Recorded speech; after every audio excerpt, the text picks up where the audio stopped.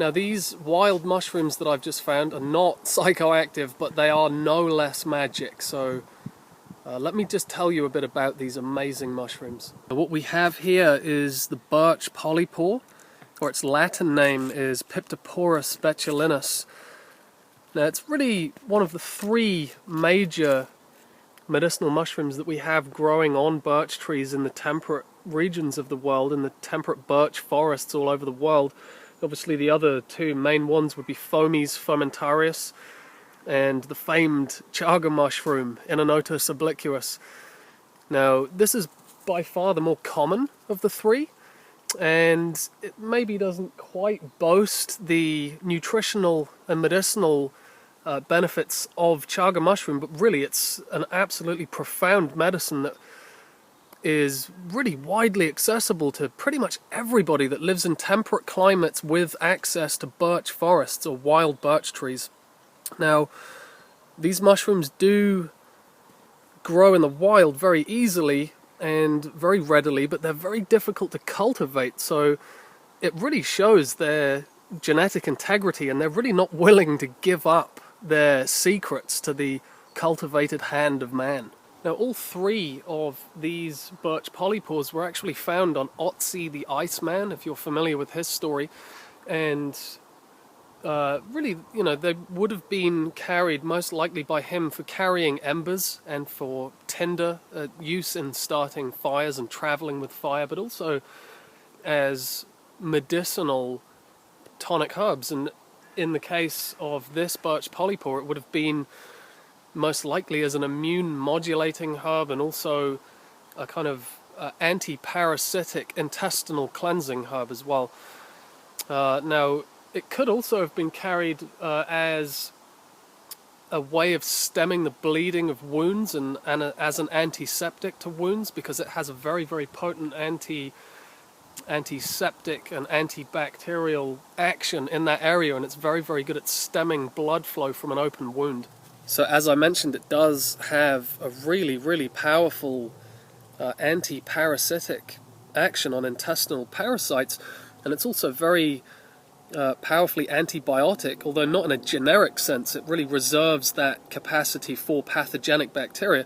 It's also very powerfully antiviral, and it has showed in clinical studies, it has showed very unique and very powerful activity against the HIV virus, because it really stems the reproduction of the virus.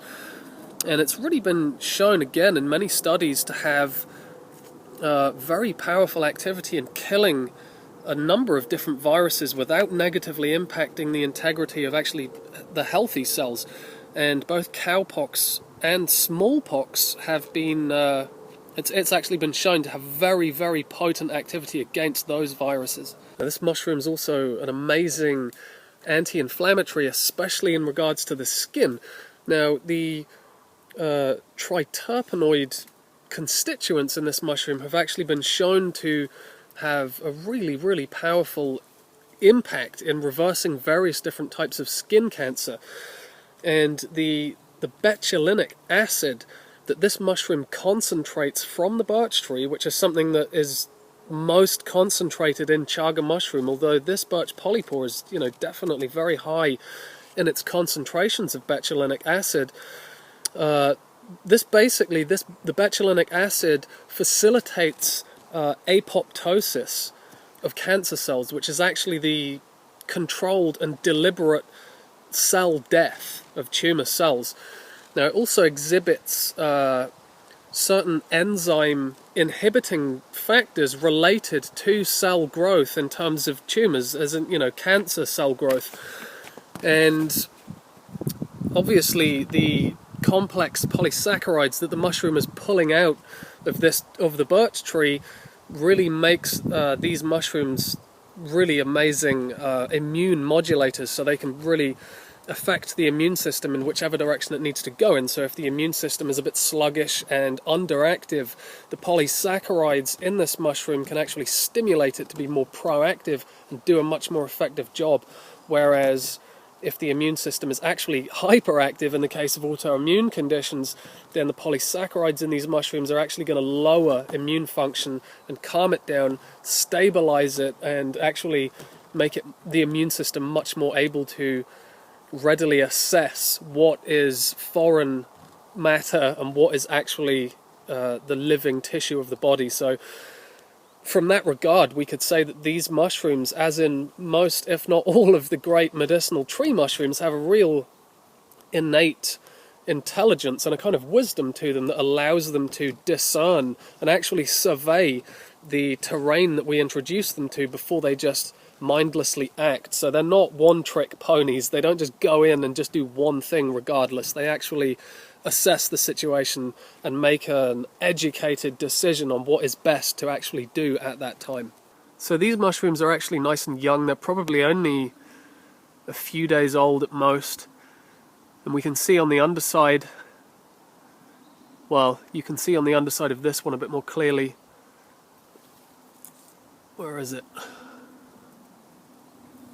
There we go.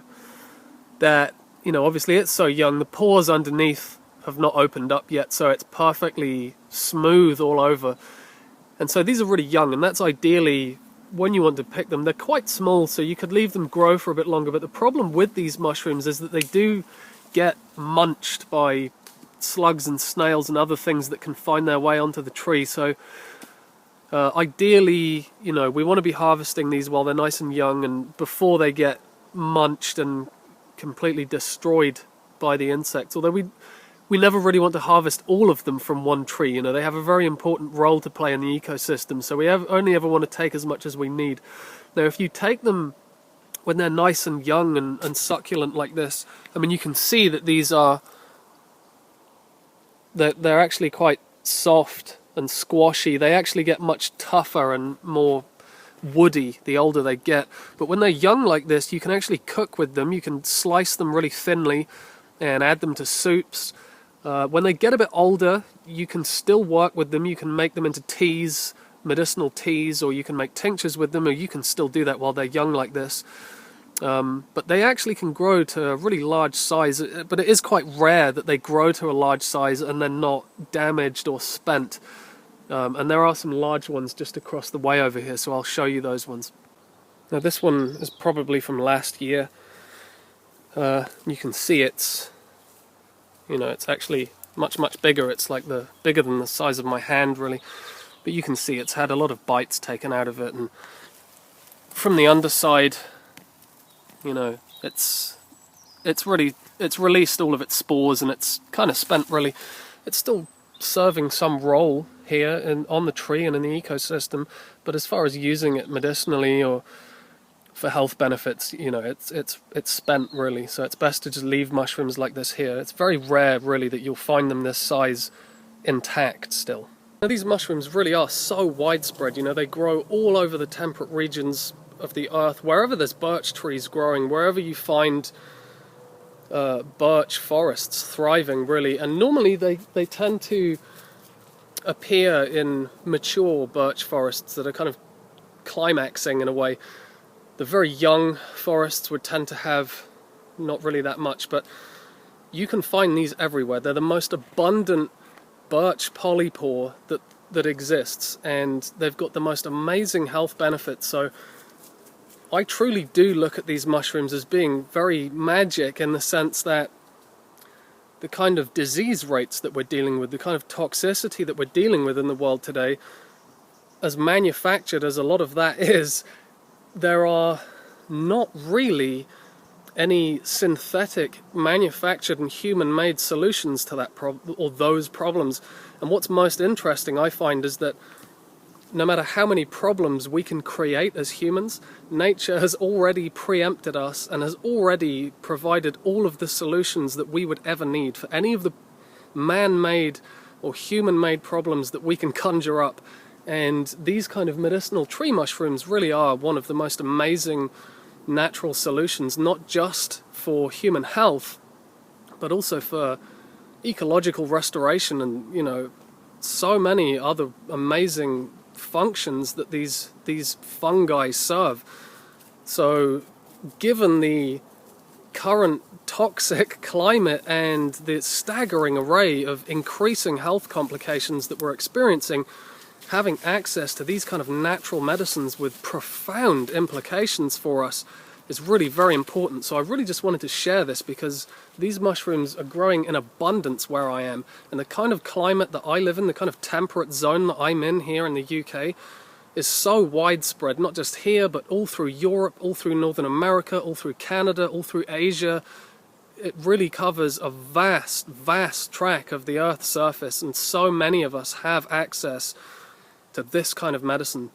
So what I might do is make a follow-up video to this where I can actually make some medicine with these mushrooms. I'm probably not going to harvest them right now. I think you can see them just in the back there. I'm not going to harvest them right now because they are very young, but I will be walking past here probably once or twice a day, so I'm going to keep an eye on them and definitely harvest them before they get completely decimated by the slugs, snails, and other insect life. So yeah, thank you very much for watching. Take care, and I'll see you soon.